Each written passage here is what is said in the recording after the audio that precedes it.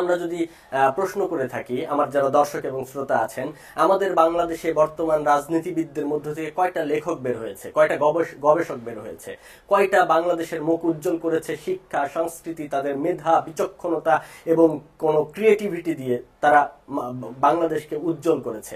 বরং বিভিন্ন জায়গায় বিভিন্ন রকমের অপমান মানে অপরাজনীতি করেছে, যার দ্বারা বাংলাদেশকে বিশ্বের সম্মুখে মাথা নিচু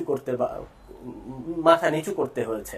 বাংলাদেশ মাথা উঁচু করে কথা বলতে পারেনি। আমাদের দেখতে হয়েছে 5 আগস্ট কিভাবে একটা সরকারকে বিতাড়িত করেছে জনগণ, সকল জনগণ মিলে, দেশের মানুষ, ছাত্র, তরুণ, যুবকরা মিলে কিভাবে বিতাড়িত করেছে।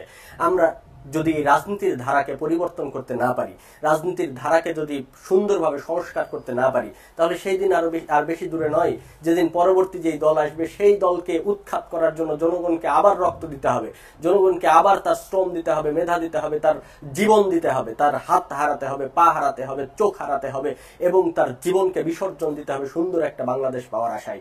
আমাদের রাজনীতি যেন এরকম হয় যে আমরা খুব সুন্দরভাবে সামনের বাংলাদেশকে ঢেলে সাজাবো, বাংলাদেশের উন্নয়ন করব, নিজের পকেট ভরা নয়, বরং নিজের ভবিষ্যৎকে আমরা কনফার্ম একটা সুন্দর একটা জায়গায় নিয়ে যাওয়ার জন্য রাজনীতি না করে যেন বাংলাদেশের ভালোর জন্য রাজনীতি করি। আল্লাহ আমাদের সেই তৌফিক দান করেন। আল্লাহুম্মা